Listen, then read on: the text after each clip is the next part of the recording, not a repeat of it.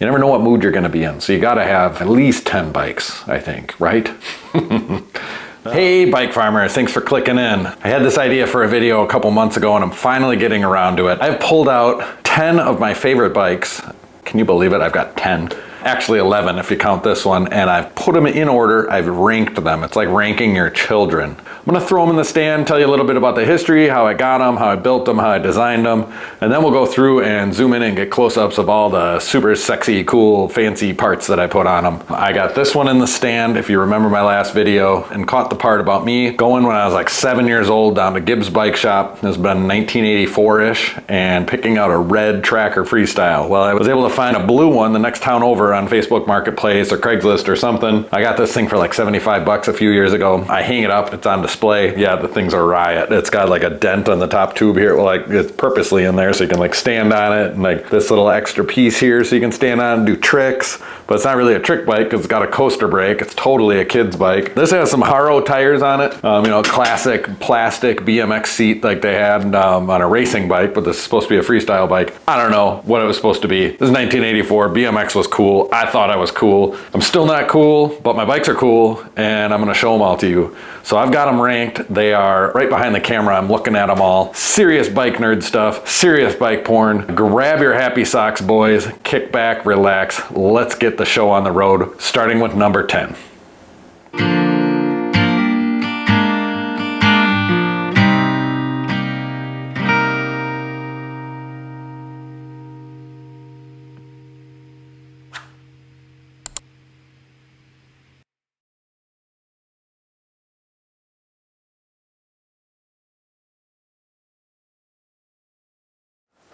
Number 10 is a 1978 Raleigh Supercourse. I got this bike in about 1998. It came in as a trade-in when I was working at Budget Bicycle Center. I paid $10 for it. It came in and somebody said, hey, this is kind of a cool old vintage road bike. It's your size, you should buy it. And so I did. That's when I learned about fancy bike tubing. This is a Reynolds 531 bike. Now the Supercourse wasn't top of the line Raleigh. I think you had the Professional and the International maybe above it. 531 main tubes. So these three tubes are 531, and then the fork blades and rear triangle are kind of a normal chromoly. Came with Suntour Cyclone components on it. It was a 10-speed, you know, just a good road bike with some bar end shifters, probably like a road touring bike is what it was billed as. But it was a 700C bike, had Weinmann concave rims and Weinmann hubs, I think. Actually, it's probably Raleigh branded hubs. I have Franken-biked the heck out of this thing over its life with me. I haven't ridden it in a couple of years. It's been in this configuration for quite some time. This was always like the bike that I had that I'd put the fancy parts on. I've kind of taken stuff off of it over the years, but let's take a closer look and I'll tell you a little bit more about what I'm talking about. I think the main crown jewel of this build is this Sturmey Archer 3-speed coaster brake hub. So they have such a cool classic sound to them. And then you see over here, you got the coaster brake, you pedal backwards and it stops. So that's kind of fun, and I think it's from 1968. The FC, no, what is it? TCW3. So for you Sturmey guys.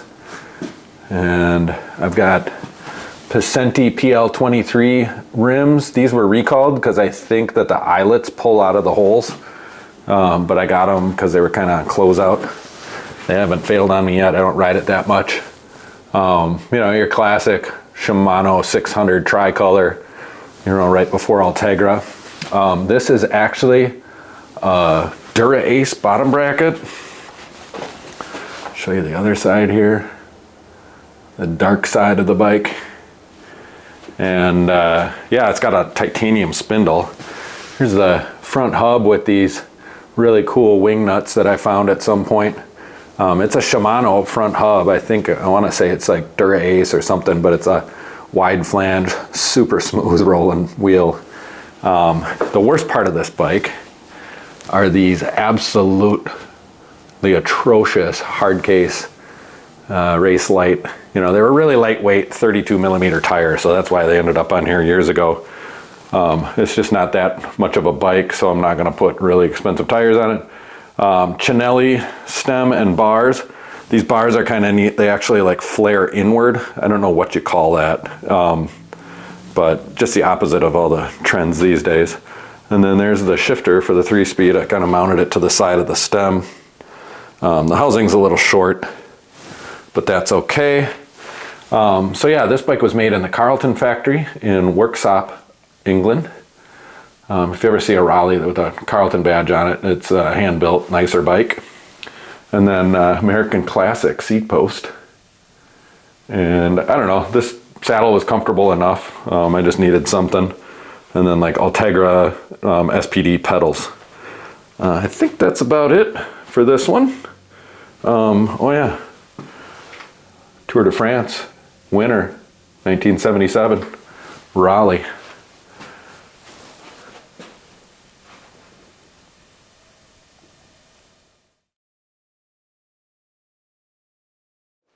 Okay, number 9 is a Waterford RSE 11. If my memory serves me right, this one came from about 2002. This one came to me as a frame and fork that I saw on Facebook Marketplace or on one of the Waterford groups. You ever have one of those bikes where you just keep seeing it and you're like, man, I don't know. It's my size, and I was always looking for a Waterford cantilever road bike, cantilever brakes that is. You know, I'm like, and then I saw nobody was buying it. And I'm like, man, there's gotta be something wrong with it. But I lowballed the kid and he agreed to it. So I think I paid like $400 shipped for the frame and fork, and I knew that there were some rust issues. He was really hard to deal with, and I got the bike and the rust was out of control. Also, I had sent him the money and it took forever to send the bike. I had to get the police involved. Kid's name was Corbin Drake. Stay away. Seriously, it was awful. And then I got the bike and there was rust all over it, and I just like, I don't even know. So I feel like I got ripped off. That's why it's number 9. Otherwise, I ride this bike all the time. It's kind of my bug out bike. I've turned it in the world's greatest hybrid. Hung a bunch of really cool parts on it. It's got some really fancy stuff. So let's take a closer look at it. I really have a soft spot for Waterford bikes. You know, they were the first like fancy bikes I really knew about here in Wisconsin. We had Trek right up the street, but I knew that Waterford were custom and super fancy. This one is a 531 bike, and you can see the lugs are these really low profile, completely 531 bike, unlike the last one. I got these, I just have a double crank. Let's see if we can figure out, let's see here, 26 or 28. And like this is probably 36, maybe 40. Very low gearing. And then I put a Dura-Ace road bike, fancy rear derailleur on it. And that's probably like a 26 tooth big cog back there. But with the tiny crank and that, it's low enough for cruising around town. I found these really nice Mavic Open Pro wheels with Chris King hubs. They're ridiculously loud. I kind of hate them. I put on, of course, Rene Hurst Bon John Pass. So these are the 700 by 35C, and that's a TPU tube. So TPU is a thermoplastic urethane, I think. Some SKS fenders that look delicious. Little buddy flap I made out of I don't know, I think it was like my smoothie powder jug. I love these tiny Diacomp brakes, cool stop pads, and I don't think there's anything fancy about those hangers. Swift Industries bag with a Brooks Flyer saddle. So this is a B17 with springs. I don't remember anything about the seat post. So here you can see the rust issues. There's rust kind of all over. Okay. And it was like bad down here too, I thought. I can't remember, there were spots. But anyway, I went to the auto parts store and got aluminum rim paint, and it happened to be an exact match, or a very close match, so you have to get really close to notice it. Here you can kind of see the difference. Right there you can see the difference. And I just kind of like hit a bunch of spots with that, and it's good enough for who it's for. Cool Rivendell sack fill buddy flap up front. I guess it's not really a buddy flap, mud flap. Put a Velo orange rack and zip tied the old walled basket to it. And A Tange Levine. I don't know if it's a fancy Levine. Headset. That's all you ever need. Neato. It took me forever. So these are I don't think these are the Albatross bars. They're the in-betweener bars. And then I have it set up friction shifting and a nice sounding King of Ding bell from Portland Design Works. And yeah, Chris King front hub. And that is what I call the beater Waterford, or the world's nicest hybrid.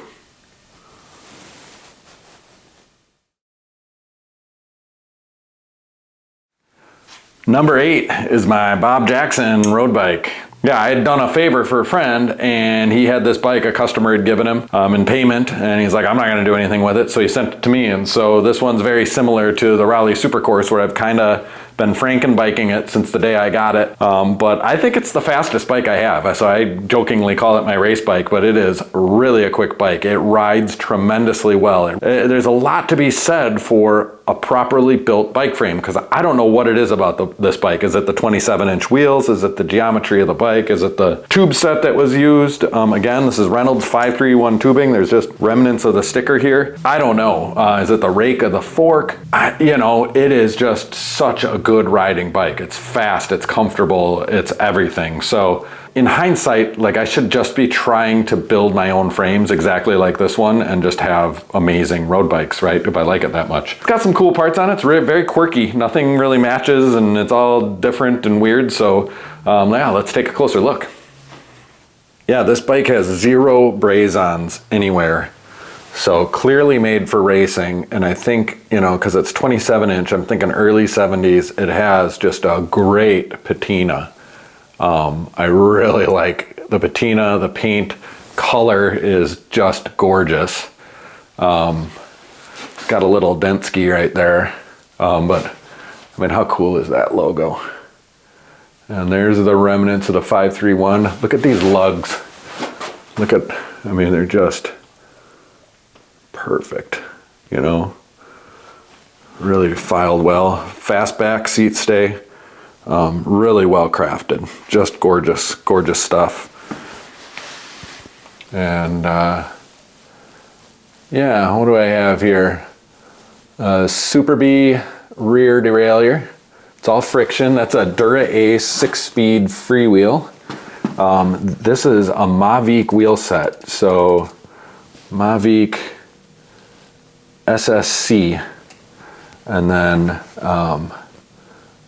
Mistral rims, and I don't know what that is, but these are it's a fancy 27-inch wheel set I found, and then I'm running the nicest 27-inch tires I could find, Panaracer Pacelas. So these are like 32 millimeter. You can see there's good clearance, so that makes the bike really, really comfortable. Diacomp Royal Comp brakes, which have plenty of reach and allow room for those tires. Dura seat post, probably a 7700 series. I love the Sagino crank. I haven't found another one, and yeah, it's just gorgeous. Actually, I did just find a triple. Oh yeah, very early Dura Ace front derailleur. Look at the knuckle. Anyway, back to this crank. It's 171 millimeter. And then I don't know what the bolt pattern measurement is, but it's a 50-36. So it gets a little bit lower than most. It's kind of like an old school compact crank set, which is good because I'm not a very fast guy. MKS pedals, they just are buttery smooth. And yeah, I'm not sure about the headset. And oh yeah, notable stem. It's a titanium Cinelli stem, and then I don't remember what kind of bars these are, but it does, because it's Cinelli, I needed a shim, and I just don't touch them. I do have some better looking brake levers, but these Tektro ones are really comfortable, so I leave them because my hands love them. Ergonomically, it makes it a much more pleasant ride. And then my Cambium, this was like the first nice saddle that I bought. And I don't like it for endurance stuff, but it's comfortable with shorts for anything under 30 miles. So there's the Bob Jackson race bike.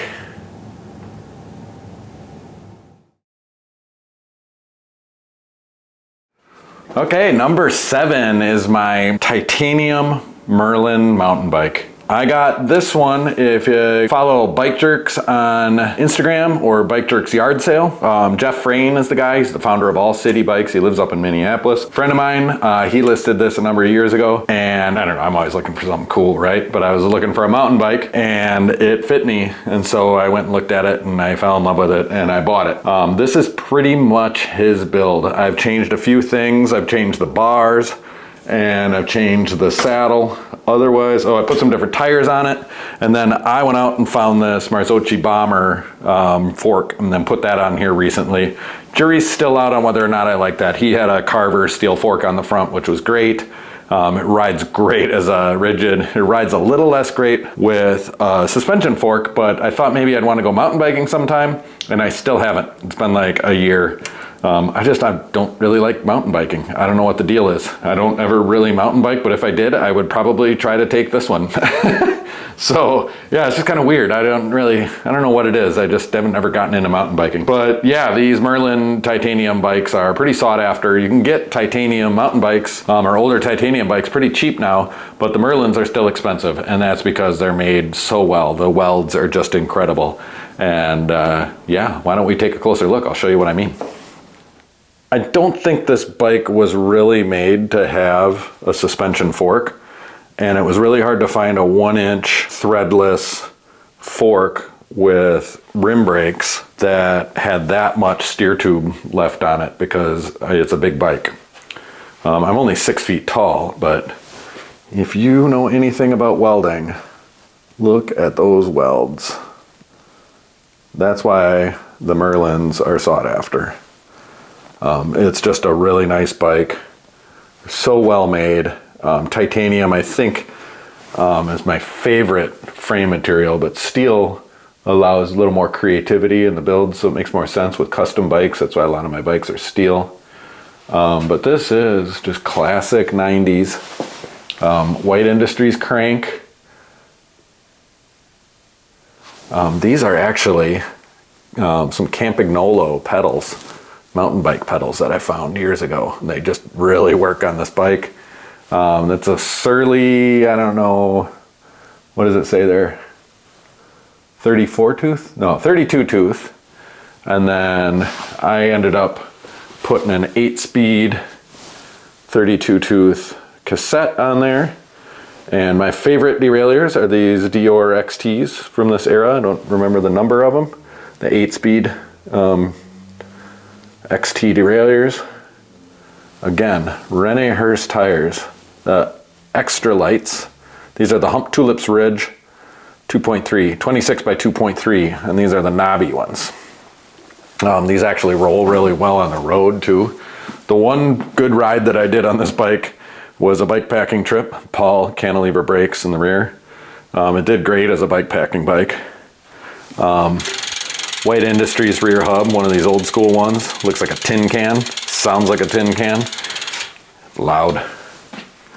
Thompson Elite seat post. Again, Brooks Flyer saddle. B17s fit me, so B17 with a spring is a lot more comfortable. I believe this is a Merlin titanium stem that came with the bike. These are the Rivendell wavy bars made by Nito, heat treated. And they just have a little bit of sweep to them. And then these are the bits that I credit Jeff to this build. But I don't know, some people say Nito, some people say Nito. You got the Paul V-brakes, I can't remember what they call them. In the front, yeah, and then, you know, dice valve caps, I did that. Oh, you can get these from bikejerks.com too, or Bike Jerks Yard Sale. If you're into the Grateful Dead, Jeff sells those, so I bought one for the bike I bought from him. And there it is, the Merlin Titanium 26-inch mountain bike. Number 6 is my Apple Racing, I don't know what you call it, bike. Gravel bike? I don't even know. It's an Apple, made by Mike Apple. He was one of Trek's top builders back in the day, and then he broke off in the 80s and started making racing bikes under Apple Racing Cycles, ARC. So he's a pretty well-known builder in the area. You know, he's really good at it, got really good at painting them, and just a really creative dude, and he stopped building bikes. And I guess he still lives in the area. A little bit of a recluse, I understand. I don't know, I've never met him. He surfaces here and there, but he's just not into building bikes anymore, and he's hard to get a hold of. I could maybe try to track him down and learn a little bit more about this bike, but I think a lot of people try to do that, and he just doesn't seem to be interested. It's a real oddball. It's a 26-inch wheeled bike, cantilever brakes. I have 26 by 1.85. These are the widest Rene Hurst tires I could find, but I think it was built for my least favorite tire size, which I did a whole video about that. I did a whole video about this bike too, but I think it was built on the 26 by 1.5 inch tires. Now this was built in 1992. There was a bit of a trend in the mountain bike world to have skinnier tires and drop bars, and so like Bridgestone made the XO1 and XO2. I can't remember, I think the XO2 actually came with the drop bars. The XO1 came out with those weird mustache bars, but I think this was Apple's, you know, kind of attempt at that, or maybe modifications to that, but it's got this really goofy frame geometry with this big head tube. You know, it looks super weird, but with these tires on it and how I have it set up, it rides like a dream. It's super fast. You know, if I ever did like a little short gravel race of some sort,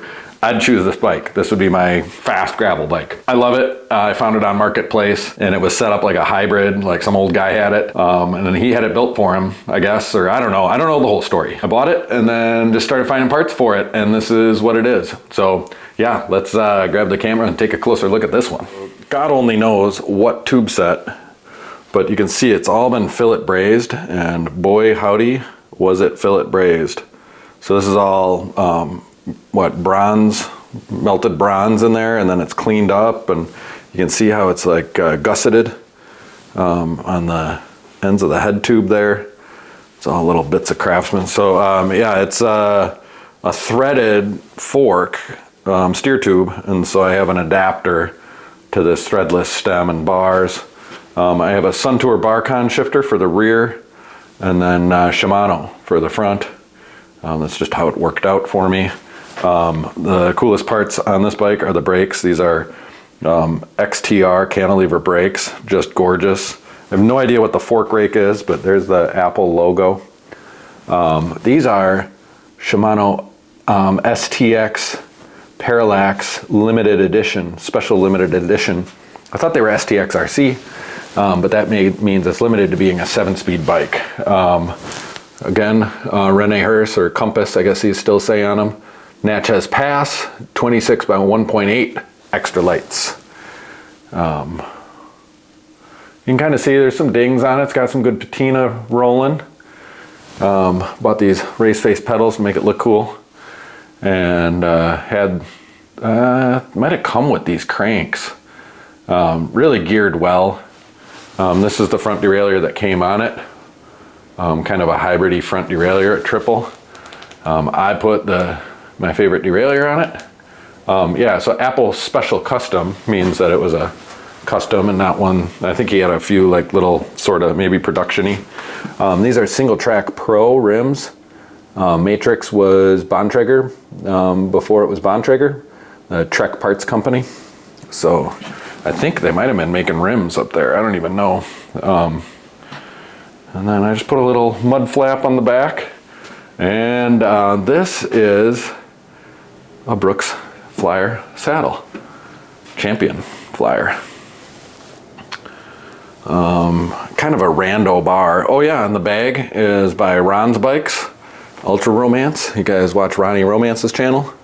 But the bag is just perfect. I mean, look at the colors of the bag. It just came like that. It just matches so perfectly. Anyway, weirdest bike, love it.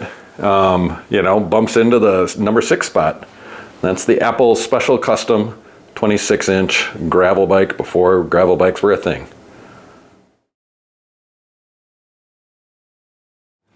All right, number 5 is my custom built, homemade right here at Gibbs Bike Shop in my basement, basically. This is based off of a Rivendell all-arounder geometry. It is a lugged bike. It's oversized tubing. The all-arounders came, you'll learn a little bit more about the all-arounder when I get to it, but it came with a kind of a flimsier tube set that when you have it loaded with bags and, you know, real adventure, it kind of felt like it was a little too flimsy for when I get off the beaten path. But that's what this bike is for. Always a work in progress. There's a whole series of videos on this bike and the build and everything. I've done a few things to it since then, some new handlebars, etc., fenders, but I'm gonna rebuild the whole back end of this bike. You know, it has the potential to be my favorite bike and the one bike to rule them all. It really does. It's kind of bike, this bike kind of does everything. It's really comfortable, it's really fast, it's got some crazy gearing on it. I designed it to be a bomb-proof, take it anywhere, all-terrain bike, bike packer, touring, whatever. But if I'm gonna bug out for a long time, this is the bike I'm taking. Let's grab the camera and take a closer look at it. Yeah, there's a lot to talk about on this one, but here's the cockpit. I just put on these bars. I don't even know what kind of, oh, here we go. Velo Orange Grand Crew bars and a Thompson stem is the latest iteration. Really comfortable with these ergon grips, Paul levers. It's got a Shimano Q's drivetrain, which we'll get into, but those are those levers. I always forget the name of those bells, but they're the nicest sounding bells. Spur bells. Garmin unit. That's a Gary Fisher head cap. All work and no play is no good at all. Work and no play is no good at all. Work is no. You can see the wax. I did beeswax coating, isn't working. Race face headset. Swift Industries half pack bag. My Trek bike Sharpiness. 3 water bottles. Here's the terrible craftsmanship, but hey, it works. I thought I was gonna have cantilever brakes, so there's a cantilever brake bridge. Instead I have these V-brakes, which, again, hump tulips, 26 by 2.3.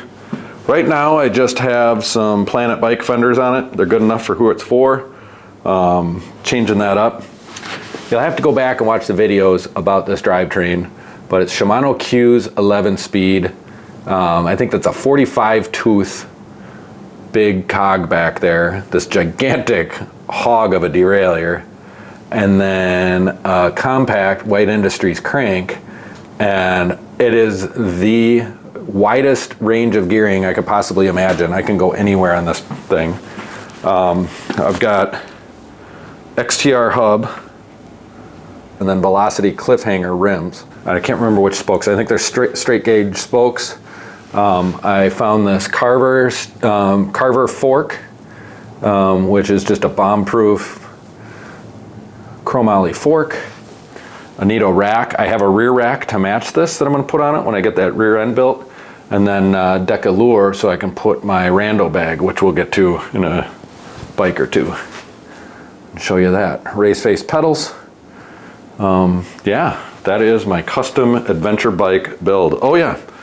I use this just temporarily, the outer shell rear bag, and then red shift seat post to soften things up. That's the Rivendell B17 rubber. I don't know, they said it's like a B17. I'm not a huge fan of that saddle, but it's working for now.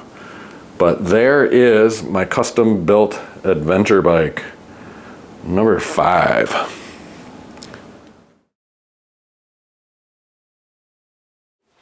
Okay, number 4, it's starting to get into the fancy stuff. This is a 1996 Rivendell all-rounder.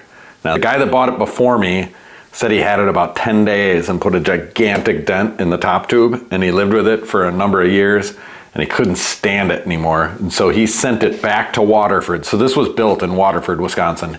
He sent it back to Waterford, and they put in a new top tube and then had to repaint the whole thing, and they were out of the original white paint. So it kind of gave it the cream color here on the head tube, and had some different colored decals to put on it. So this one truly is one of a kind now. I emailed Waterford when I got it to see if they had any record of the serial number of which tubing they used for it, And Richard Schwinn got back to me and he's like, look, you know, we don't keep record of that level of detail. He's like, but knowing that it was a Reynolds 753 bike, which it's the Reynolds 753 tubing, which is a really high-end, very thin-walled tubing that like you needed special craftsmen in order to deal with it and so on and so forth. He's like, we would have used whatever we had was the thinnest, you know, most appropriate tubing for the bike at the time. So it's probably something very similar, but he said he couldn't say for sure. Very special bike. Designed and handcrafted in Waterford, Wisconsin, it says over here. It's got a 531 fork on it. I can't remember exactly how I got it. Got it up in Minneapolis, and it was built up straight up Rivendell style, and I started to make it my own. So, well, I guess more history is it's a 1996, so it was in the very early years of Rivendell. Now, Rivendell was started by Grant Peterson, who was Bridgestone America, and Bridgestone America closed down, and Grant started Rivendell, and he was kind of known for the XO1, which was like this 26-inch road bike, kind of weird, kind of in-betweener, fast thing. Gravel bike before they were gravel. And the all-rounder was that bike, just the next iteration of it, and really a lot of tire clearance on it for a bike of its age, which made it very special. So this is one of the first ones of those, and I was really lucky to get it. I just love the color. Let's take a closer look. Yeah, just beautiful. I found this Physic. I got this like on sale, this green, and it's just the perfect green, and then it's got such a good patina. I've got some replacement tape for it, but it looks so good I don't want to do it. Nito Technomic stem, a crane bell with just the right kind of patina for it. Rivendell head badge. Chris King headset came with it. It was on it already. It was spec'd out nice. There's the 531 badge. It came with the Paul brakes and the green hanger, half moon hanger. So these are the shiny polished XTR hubs. And so Velocity A23 26-inch road rims with green anodized alloy nipples, very lightweight wheels. And these are the Compass or Rene Hurst Rat Trap Pass 26 by 2.3 inch road tires. The ultralight or extra lights, very fast rolling tire, believe it or not. You would think something that plump would be a real dog, but it ain't. There's that decal. Isn't that beautiful? Get it out of the light. Some TA bottle cages that I thought just looked really cool on it. XT front derailleur to work this triple Sagino crank set. I'm not even sure which bottom bracket's in there. Haven't had to touch it. XT rear derailleur. If you look at this dropout, the reason why it's painted primer gray is because I had to braze back on one of these guys. Yeah, so it's a 3x8 drivetrain. And I've done some like 9-day tours on this thing, and this was my adventure bike, but started to feel a little flimsy when I had it loaded and would get off road. So Paul cantilevers. Let's look at some lugs. Brooks B17. This is actually a green saddle, and very comfortable. Oveja Negra bag. Look at those lugs. Isn't that pretty? Just very pretty. Very cool bike. And let's see here. Yeah, I got it set up friction right now, but it'll index if you want it to. And then these pedals aren't the best. You can put in some screws to make them so your feet don't slip on them, but they're actually kind of slippery. But there's the Reynolds 753 logo sticker. Just some random specialized seat post. There it is, the 96 all-arounder. Isn't she a beaut? It was really hard to not call this my favorite bike. These last four might as well all be my favorites. I based my homemade adventure bike off of the geometry of this because I love how this bike rides so much. And yeah, it was a really good decision.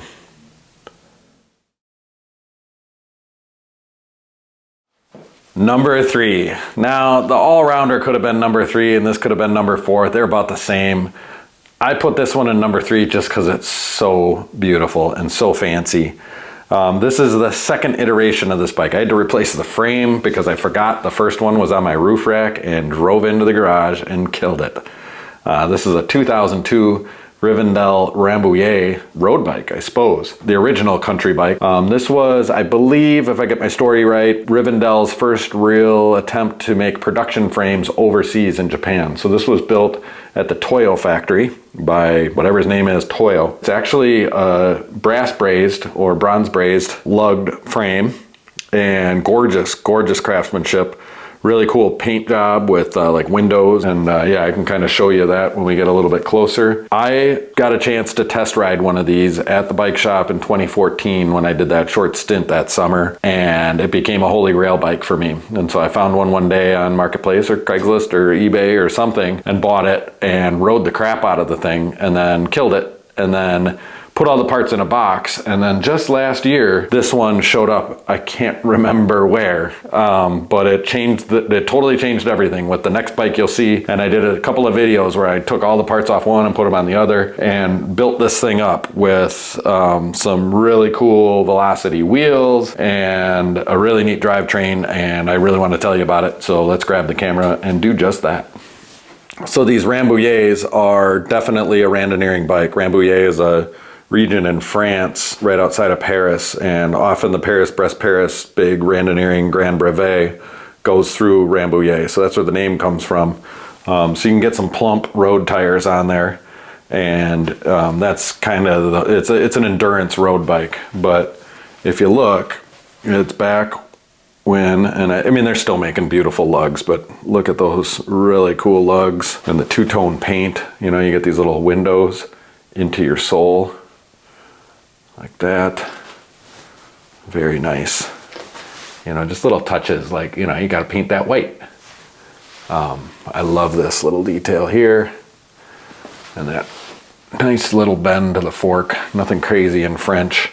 These are Hanjo fenders, and if I was a real pro, I'd cut them off right there. And I just haven't yet. These are Velocity wheels with this Supreme CX Ray spokes, and yeah, these are the Quill rims.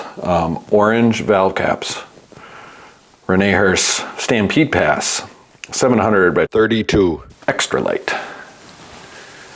Have you noticed? I like those tires. These Cane Creek levers are the most comfortable. These are Rivendell Silver 2 shifters, friction only. Nito stem, Nito heat treated handlebars. Let's see here.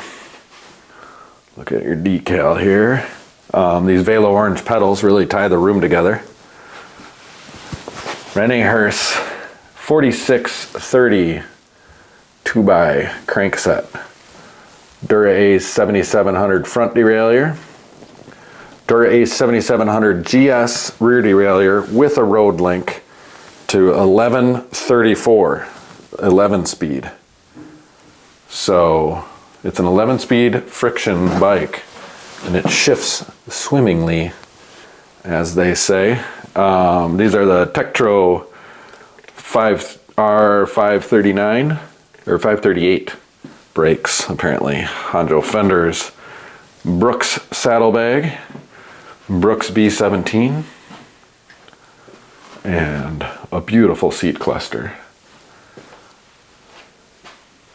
There it is, folks.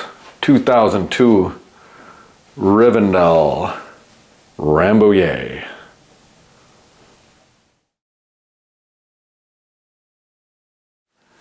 Number 2, this is my Drumlin road bike made by Ellis with Waterford tubing. It's a Drumlin, is my brand, and there's only this one and then the one I built. And then I suppose you could call my adventure bike a Drumlin too. This bike, the story goes, a while back for 200 bucks, I bought a True Temper S3 tube set. Now the True Temper S3 tube set was designed with, in collaboration with Waterford, for their really high-end racing road bikes. Very thin-walled. This down tube is like skinny, vertically here, and then it's skinny horizontally down here, so it's stiff laterally here and vertically here. You know, anyway, it's stiff in all the right spots and flimsy in all the other spots. And I learned with the #1 bike, which I'll show you next, that I really like this tube set, and it just flexes perfectly with me. So I had this tube set, and I was gonna learn how to TIG weld and try to build a bike myself with it. And then one day I was like, oh, maybe I'll just take it to Waterford and have them build a bike. And then Waterford closed, and it got me thinking, you know, that's a sign from God. So I reached out to Dave Wages, who used to build bikes for Waterford. He builds bikes under his brand, Ellis, in Franklin, Wisconsin, so near Milwaukee, and reached out to him and brought him the tubes and a design based on the #1 bike that I'll show you. Said, I want a go fast light road bike. Originally this bike was built up with a lot of the parts you just saw on the Rambouillet, but then the Rambouillet came back into my life and I was like, ooh, they're gonna look better on that bike. I had this SRAM Axis 12-speed electronic group set that actually is way more appropriate for this go fast bike. And I had these wheels, so I did the swap.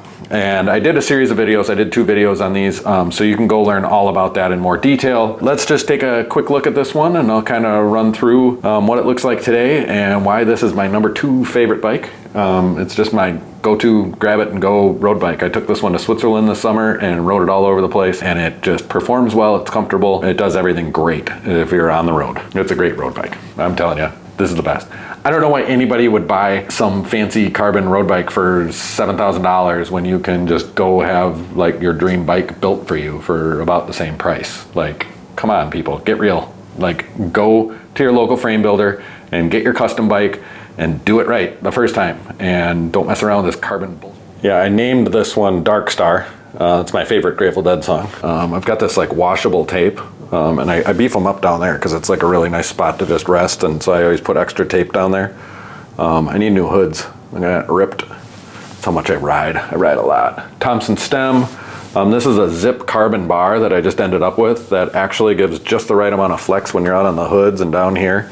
Very comfortable bar. I love it. I would never spend $300 on a carbon bar unless it just ended up in my lap like that one did. Here's some of Dave's amazing fillet brazing work. Look at that, it's just seamless. He did such a good job with this. There's my Drumlin logo. He was nice enough to let me put it on there, but I requested that it must have an Ellis head badge. Ellis is the fanciest. White Industries headset. If I were to change one thing, I'd put on a black headset. I don't care that it's White Industries, but that's what I have, and it's a really nice one, so it's here for now. I did change the brakes and put on these Velo Orange Grand Cru brakes because they're stiff, and they stop great. I rode down an Alp, and they're fine. You don't need disc brakes. Ritchie carbon fork, Velocity race wheels. I just buy my wheels from Velocity because they're awesome, and they're made in America, and awesome, and they're great, and awesome. And there's the Force, the front half of the Force drivetrain. Here's the seat cluster, beautiful, bi-laminate. Redshift seat post. This is the fancy racy Redshift with a B17, so very squishy. I'm a man of leisure and comfort, and that gets me what I need. Here's the famous Ellis, Dave Wages designed stainless steel rear dropouts. Beautiful. God save the rim brake. And yeah, it's starting to show some wear on this derailleur. Continental Grand Prix 5000 32 millimeter tires, very fast rolling tires. And then my bags are from Lead Out, and I've actually got some new ones for Bikepacking that they sent me. I got to do a video on it. I just haven't had a good opportunity. But they're Dyneema, so they're super lightweight, and that's a toolkit, patch kit, everything you need right in there. There is my custom built Ellis True Temper S3 tube, kind of Waterfordy comfort road bike, but go fast forever. Oh, I can put a third bottle cage underneath there too if I really want to go long distances. But so far it's just my grab and go road bike. Man, do I love that bike. Number 2, maybe it's probably my number 1. It's my number 1 road bike. but you'll understand when you see number 1 coming up. And here it is, number 1, my favorite bike of my entire fleet, probably my all-time favorite bike. Crowning achievement of my fleet, a crowning achievement of my life. In spring of 2018, I decided it was time that I had a custom Waterford built for myself. And I reached out to Waterford and I was hooked up with Johanna, who worked there for a while as a designer, and she really knew what she was doing. So we talked and then emailed back and forth, and she sent me some drawings and I said, tweak this, tweak that, and told her what I was going to be doing. And she's like, you don't want to do that, you want to do this instead. I knew that I wanted true temper S3 tubing on a randoneering bike. I wanted to build the lightest, fastest brevet bike I could possibly build. Really went no expense spared on this bike, and with her help built my dream bike, and it still is. Every time I ride it, every brevet I ride on it, I'm just like, oh my God, we nailed it. This bike is so comfortable. It's fast, it's good. I don't even know, I have zero complaints on it. Really, it's built in that French constructeur kind of bicycle quarterly, Jan Heine, René Hurst kind of style, but 700C by 38 tires instead of the 650B by 42, which is kind of a traditional brevet bike sort of build. I did that just because it made more sense to me and somebody that's 6 feet tall. I thought that it was more proportionate with the bike, and I think I'm right. I didn't really know what I was doing when I built this. I wasn't very experienced with long distance riding, but I have done 600K on this. I've never done a 1200K super long brevet or anything, but I rode 250 miles the first day and 128 the second on this thing for the longest ride of my life. It is just great. As you see it here, I just weighed it. I don't care about bike weight, but maybe you do. This is 25 pounds, and that's with a dynamo hub, a light, I don't know if you can see that, yeah. And the rack, and the thing that converts the electricity so I can charge my phone, and the mount, and 3 bottle cages, and fenders, and a leather saddle, and all kinds of heavy stuff. It's still 25 pounds, which is crazy for a steel bike. I love it. Lots of cool little components and accoutrements, as they say in France. I have it built up now with a 2x11 mechanical Ultegra Shimano drivetrain, which I believe is the best mechanical road drivetrain and shifters and everything ever built. I didn't know it until I put it on this bike and tried it, and it's just flawless. It works all the time. You don't have to think about it. Set it, forget it. It's great. I started originally with Campagnolo Potenza 2x11 only because it was silver. I just didn't like it. And then the other problem was 3432 was the smallest gear. When you come across a 15% climb in the driftless after, I don't know, 150 miles, you want the lowest gear you can. I don't care who you think you are, lower gears are better. So this is 2832, which gets me a little bit lower than 1-to-1, which is pretty much all you need. I mean, you'd be walking after that, but I've never found that I've never had to walk on this bike. Let's grab the camera and take a closer look at the bits. Yeah, you can't even get the True Temper S3 tubing anymore. So this one and then the Ellis, they're the same tube set. The Ellis is the exact same bike as this, only no braze-ons for anything and caliper brakes and so on and so forth, just lighter weight. But those are the René Hurst brakes. And in an upcoming video, you'll get a nice learning experience on how these get set up. Very beautiful. Go to renéhurst.com and you can find out how much this front rack cost. Sun Edlux 2 Lite with the fancy rack made for it. Sun Schmidt, or was it Schmidt Sun? I don't know what I'm talking about here. Dynamo, there it is. There's the word. Velocity Quill rims, TPU tubes, so these are actually Tubolito. And then the 700C by 38 Barlow Pass. Extra light. René Hurst used to be called Compass. Honjo fenders, hammered. I think that was a good choice for this bike. Kind of mixes it up a little bit and gets cool reflections underneath here. A brazed on Waterford W in the front for the head badge. And I just went with the basic block letters for the Waterford. Nice and big, make a big statement. Love it. Always wanted a Waterford ever since I was a kid. dug deep and bought the Rene Hurst cranks. Again, 4630, I guess it was. I said 28 before, I was wrong. Yeah, this is like the third iteration of drivetrain, or fourth even, on this bike. Papa don't preach. I'm keeping that baby. Waterford W. Here's the seat cluster. It's kind of a bilaminate deal. Everything was made to be lightweight. Very lightweight. This is the one thing that I would change. Johanna talked me into not putting a braze on underneath for some reason, and so I have to use this bracket for the fender. I don't like that. But that's just me. Here's the, you know, you got to drill that out for weight. 25 pounds, that's important. Yeah, I put a lot of miles on this bike. Days and days and days.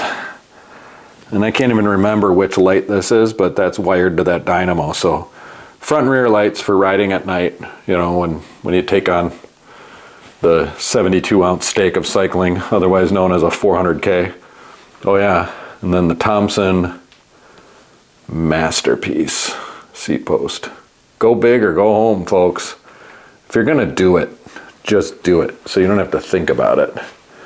And then, from my friends at Portland Design Works, the king of ding. Thompson stem and seat post, Shimano pedals. There is the Waterford custom brevet bike. Number one, my favorite. Ride it to the end of the earth and back. Doesn't even have a name. I call it the Waterford. I will ride the Waterford. And it sounds good coming out of my mouth. Yeah, baby. Whew, just look at it. So there it is, folks. That's my fleet, and this is my favorite one. If I were to pick one bike, though, it wouldn't be this one. It would be the Rivendell All-Rounder with Honjo fenders on it. I have some Honjo fenders that fit it. I took it off because I think it looks sportier without them. I would put the fenders back on, keep it slick, but that'd be if I had to have one bike, that would be it. You can take it off-road, you can put some bags on it and go for tours. I spent, you know, days and days in the woods with that thing. It'll do it. I just didn't want to break it. It's too nice, so that's why I built my adventure bike, and I built that one a little earlier. But the one bike to rule them all still is the Rivendell All-Rounder. Bikes peaked at that point, and everything since is just trying to be that. That's my theory. It was gravel before gravel got big, but the Rambouillet, the Ellis, and of course the Waterford beat it in my top 10 list, just by a smidge. I mean, these last, 5 bikes are just so good, so perfect for me and the style of riding I do. The other ones are just really cool and really fun to ride, and I ride them all. Every once in a while you never know what mood you're going to be in, so you got to have, at least 10 bikes, I think, right? Bike styles of the rich and famous. This has been a very fun video to make. I've actually spent all day on this one. I cleaned up every single one of these bikes, put air in the tires, got it down, put some lube on the chain. Stuff you should be doing to your own bikes, but you know that by now. Thanks again for watching to the end, if you made it this far. I get so much gratitude out of knowing there are people that enjoy this content, especially when the videos are as much fun to make as this one was. It's been a long day in the shop. I've been down here all day, on and off. I did sell a bike earlier. That was pretty cool. It's like almost December. I never sell bikes in November and December or January. So that was fun. Some kid got a birthday present. So thanks so much for watching to the end. If you like this video and want to see more, you got to do a few more things. You got to like it. You got to subscribe, share. You can send me a super thanks by clicking the heart with the $sign in the middle of it. That money goes straight into my account and I buy tacos with it. And then those tacos nourish my body and allow content like this to happen because I stay alive. Now, if you don't want to think about it, you can just join the channel, set your account up to spend, $5, $10, $20, $80, $96 a month. As much as you want to give me per month. It's a monthly sustaining deal. And then nobody has to think about anything and you just know that the channel will continue. Yeah, membership's climbing every day. People are into it. It's great. We love it. So consider that if you haven't. And for yourself, click that notification bell so you and your bikes can stay tuned.